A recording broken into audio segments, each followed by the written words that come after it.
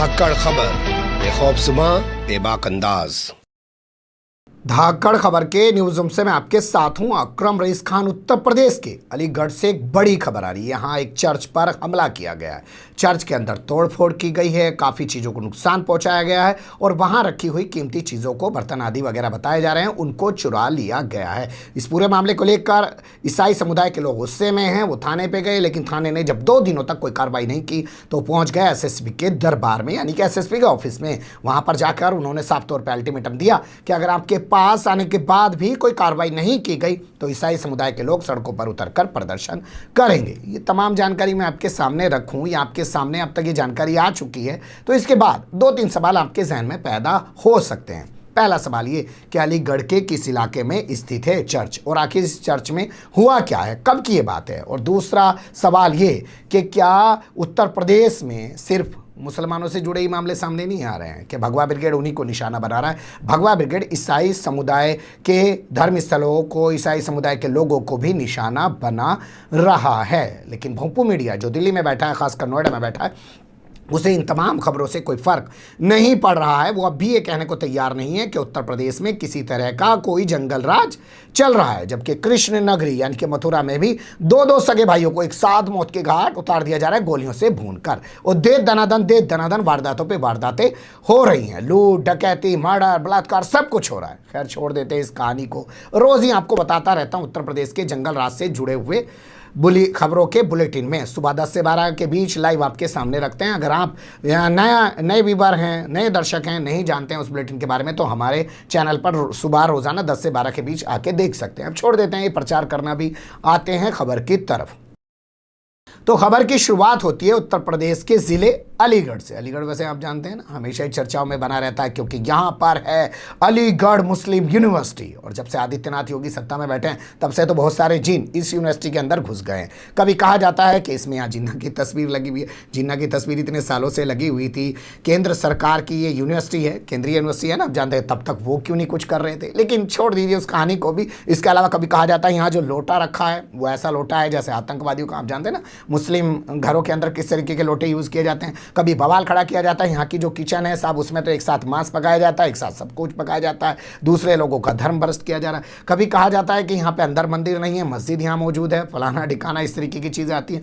कभी CAA NRC के नाम पर पुलिस वाले यहाँ घुस जाते हैं, बाइकों को तोड़ते हैं, स्टूडेंट्स को मारते हैं। मतलब कुल मिलाकर हमेशा चर्चा का विषय बना रहता है अलीगढ़ मुस्लिम विश्वविद्यालय यानी कि अलीगढ़ मुस्लिम यूनिवर्सिटी। यही नहीं, आप आदित्यनाथ योगी के बयान सुनेंगे तो वो कहते हैं कि राजा महेंद्र प्रताप सिंह ने जब इस ज़मीन दी थी इस यूनिवर्सिटी को बनाने के लिए तो उन्हें नहीं पता था कि ये सिर्फ मुसलमानों की जो है यूनिवर्सिटी बन के रह जाएगी। अब अलग से राजा महेंद्र प्रताप सिंह के नाम पर अलीगढ़ में एक अलग यूनिवर्सिटी बनाई जाएगी। आप सर्च करेंगे, गूगल करेंगे तो आपको पता चलेगा। राजा महेंद्र सिंह प्रताप सिंह जो हैं वो हमारे जो है देश के जब आज़ाद हिंद फौज बनाई गई थी और ऐलान किया गया था कि आज से भारत आज़ाद है और भारत की सरकार है, तो उस सरकार के ये प्रधानमंत्री थे।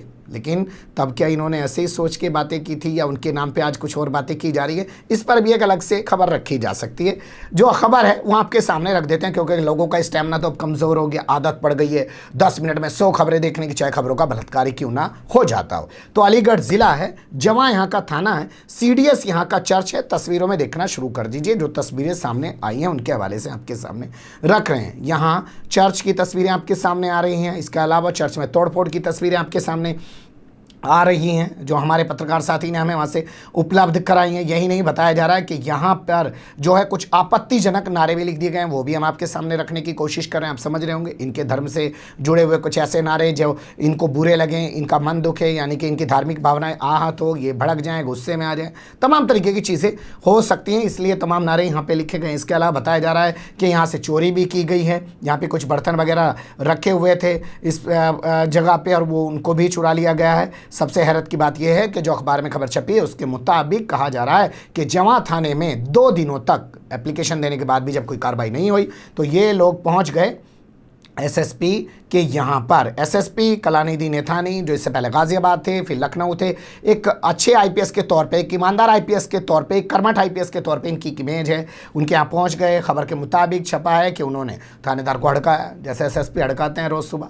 हाँ भाई, तूने एफआईआर क्यों नहीं दर्ज करी? ऐसे ही बोलते हैं। मैं आपको बता रहा हूँ, सच्ची में आपको लगता होगा कि मैं अंदरूनी बहुत सारी ऐसी बातें बता देता हूँ। वो इसलिए बता देता हूँ, मैं 3 अखबारों में रहा हूँ और देश के 3 बड़े अखबार हैं, अमर उजाला, दैनिक जागरण, हिंदुस्तान। सुबह एसएसपी अखबार पढ़ता है, कोई बगल में प्यार व्यार बैठा होता है और उसके बाद फोन उठाना, तेरे यहाँ कैसे लूट होगी, तू क्या कर रहा था, इतने की लूट कैसे होगी। पता चला थानेदार को सस्पेंड कर दिया। हालांकि अब पता नहीं उस स्टाइल में काम करते हैं अधिकारी, नहीं करते हैं, अलग बात है, लेकिन यही होता था क्योंकि पूरे जिले का सुपरविजन करना होता था। कप्तान कहा जाता है एसएसपी को।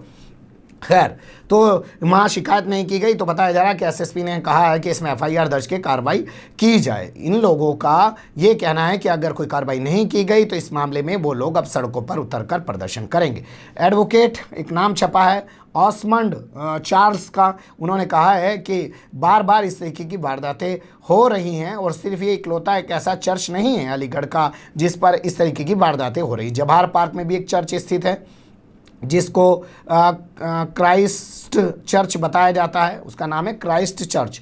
तो क्राइस्ट चर्च के आसपास जो है कुछ लोग अपनी बाइकें वाइकें लगा देते हैं, रास्ता बंद कर देते हैं। जब वहाँ पे जो श्रद्धालु आते हैं, आते जाते उनके साथ जो है बदसलूकी भी करते हैं। मतलब उन्होंने एसएसपी के सामने ओवरऑल जो भी उनकी समस्याएं थी उनको रखने की कोशिश की।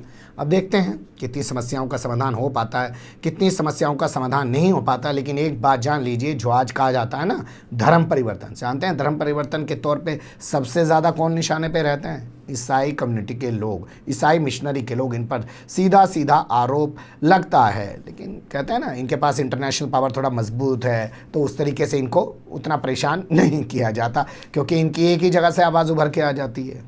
मुस्लिम कम्युनिटी पे हमले होते हैं तो पता चला इनके बारे में ईरान बोलेगा, सऊदी बोलेगा, तुर्की बोलेगा, मलेशिया बोलेगा, कौन सा देश बोलेगा और किस देश के ज़रिए जो है आवाज़ उठाई जाए। अमेरिका बोलेगा या ब्रिटेन बोलेगा, कनाडा बोलेगा, कौन बोले, मतलब इतना सब कुछ बिखरा हुआ है। लेकिन ईसाई वाले मामले में आप अध्ययन करेंगे तो आप पाएंगे तो इनकी एक आवाज़ पूरी दुनिया से उभरती है और वो प्रेशर तो लाती ही है क्योंकि वो दुनिया के सबसे सुपर पावर कहलाते हैं। आज इतिहास भी इस बात का गवाह है कि कैसे कैसे करके वो सुपर पावर बने हैं और कैसे उन्होंने अपनी उपस्थिति जो है समाज के अंदर स्थापित की है। 35 करोड़ की आबादी बताई जाती है अमेरिका की। हर धर्म के लोगों का सम्मान करते हैं और लोग वहाँ जाके आसानी से रहते हैं। वो भी जो यहाँ जहरीले भाषण बोलते हैं ना, वहाँ जाके वो भी रह लेते हैं। खैर छोड़िए, उस पर कभी अलग से विस्तार बात करेंगे। लेकिन कुल मिला के ये है कि उत्तर प्रदेश में ऐसा नहीं है कि सिर्फ मुसलमानों को ही निशाना बनाया जा रहा, यहाँ ईसाई समुदाय के धर्म स्थलों को और उन लोगों को भी निशाना बनाया जा रहा है। जैसे एक खबर आपने पढ़ी थी ना, वो लड़की केरल की थी, जा रही थी, ट्रेन से उतार लिया और कहा कि वो किसी का धर्म परिवर्तन करा रही थी। देखा था ना वो हंगामा कैसे कैसे हुआ था। और एक भगवा ब्रिगेड का व्यक्ति उसके साथ ट्रेन में सफ़र कर रहा था, झांसी या उरई कहीं स्टेशन पर उस लड़की को उतार लिया गया था और हंगामा मच गया था। केरल के मुख्यमंत्री ने तो इस पर बाकायदा अपनी एक जाँच भी सेटअप करा दी थी। तो ये सब चीज़ें चलती हैं उत्तर प्रदेश में क्योंकि यहाँ असल राजनीति जो है वो धर्म के आधार पे ही होती है। और अब देखिएगा, सामने चुनाव आ रहा है, धर्म के आधार पे ही तमाम राजनीति होगी। बने रहिएगा धाकड़ खबर के साथ। फिलहाल कमेंट्स के रूप में आप लोग अपनी राय दे सकते हैं, खबर को लाइक कर सकते हैं, चैनल को सब्सक्राइब कर सकते हैं और ज़्यादा से ज़्यादा हमारी खबरों को शेयर कर सकते हैं। फिर ऐसे ही किसी सुलगते हुए या उलझते मुद्दे लेकर मैं आपके सामने हूँगा हाजिर। फिलहाल अभी मुझे नहीं इजाज़त।